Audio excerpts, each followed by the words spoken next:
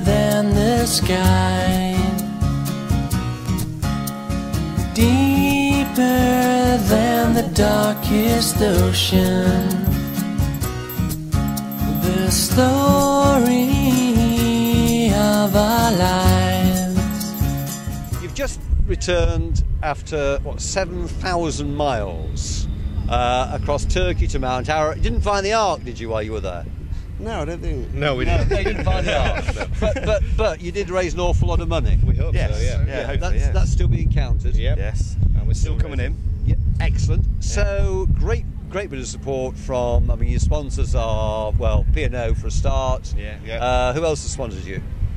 Garmin, Metzler, Frank Thomas Clothing, Wired Bars. So we've had quite a few, yeah, it's been really good. You had no problem persuading people to, as it were, put their hand in the pocket to help UNICEF and the Guide Dogs for the Blind. Yep, people have been really, really good, really helpful. Very helpful indeed.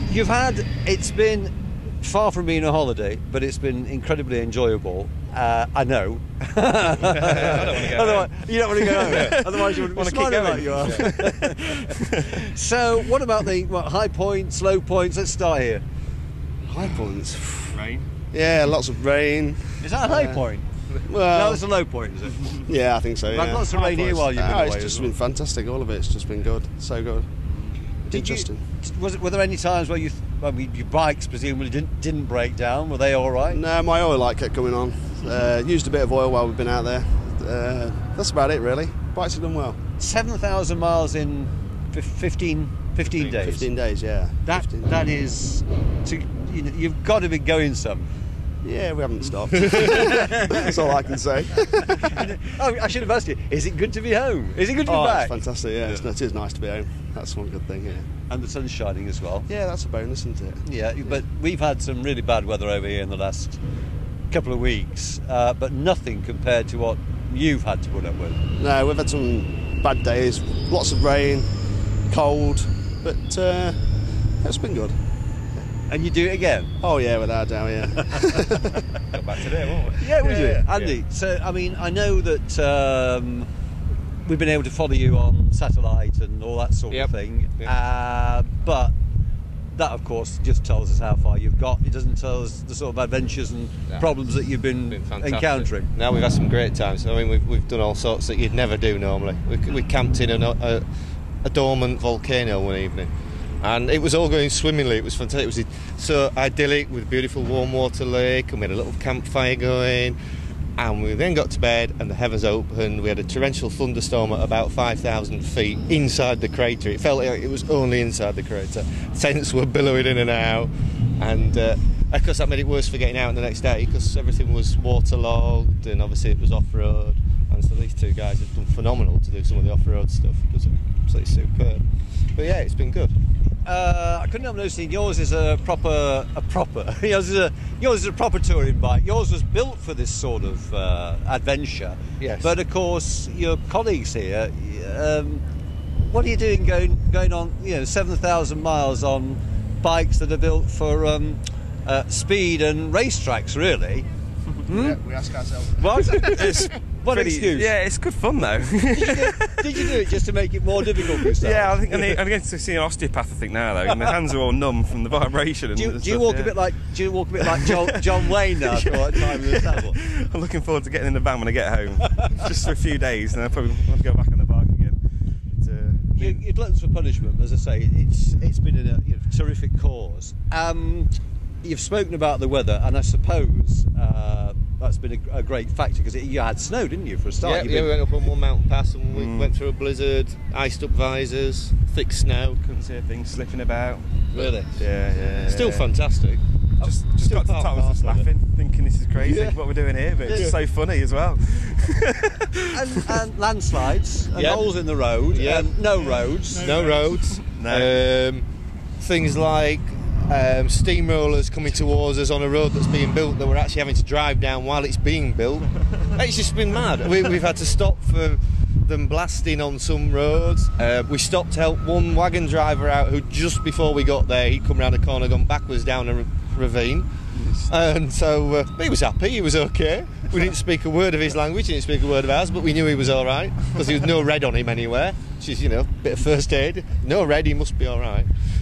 But yourselves, you didn't suffer any injuries, no particular, no jelly belly, as they call it, anything like that? No? Not really, no. Not too bad.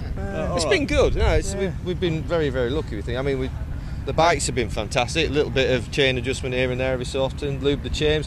Bit of oil in yours, bit of oil in mine. No punches, which is no a bonus. Punches. Yeah, because I mean, we talk glibly about that. If you're anywhere that's got a garage within 50 miles, then you're okay. Yeah. But you've been literally Turkey. in the middle of nowhere is an understatement. They wouldn't stock these tyres in Turkey. They've never seen tyres like it in Turkey. So I was thinking, I hope I don't get a puncture here or splitting the tyre when I hit the rock, bent my front wheel and all. I was thinking, oh no, don't go flat now. Yeah, it's like too far away from Wait home. a minute, back off a bit. You hit a rock and bent your front wheel. Yeah. there's a- Kind of. He went round it. I didn't see it till the last second. That's what friends are for. I landed on full left lock. It's like that. And it's like I'm going left now then. I mean, I think you're mad. I mean, good on you. Good on you. Thank heaven there are mad people like you willing to raise money for charity like this. But what about the people that you came across over there? How did you explain what you were doing, or what did they think to you? They thought we were mad as well, I think. Everywhere we went, as soon as we got into Turkey especially, you were just mobbed at the petrol stations because they don't see British bikes out that far, and they wanted to know where we were going. And 99.9% of them were fantastic people. Yeah. We met a couple of rum ones, but you do that in England. You know, you can pull up at a petrol station in England, meet a rum one. So yeah, it was good. But yeah, like you say, it was difficult to explain what you were doing. And it was always maps out, wasn't it? Yeah. And we've come from the... From there. Today? And they just didn't believe it, you know. And everybody said, oh, you don't want to go down that road is really, really bad. Really. And so what do we do straight away? Indicate, go straight down that road that's really, really bad. Bumpy the better. It's good. Very good. No, I joked earlier about you doing it again, but I think the three of you are already planning something. Yeah? I'm planning edge of Morocco next year, yeah, to the edge of the Sahara. So that's, don't know when yet, probably November next year now, because of the weather.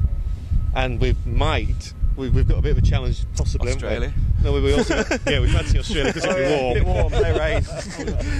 No, we've got the chance to walk up Mt.Ararat in July. Of course, yeah. So actually go to the top. Walk up the top, So that might be good.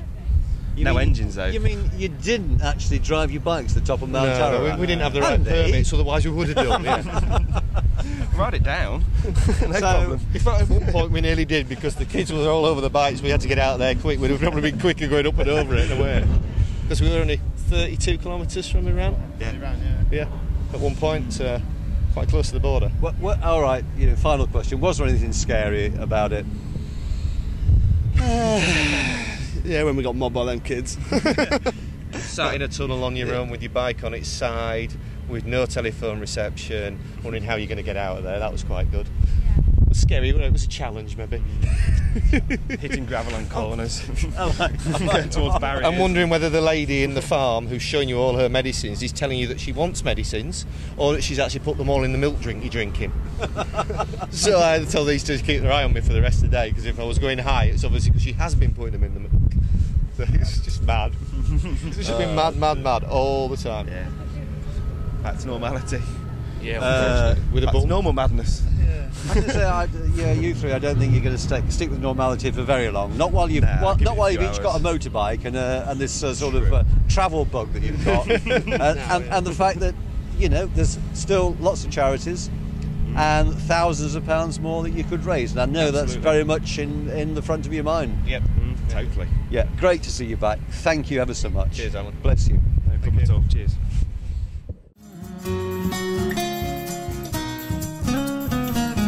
Black clouds in the morning rain. Those days were all the same, and I'm so tired of talking.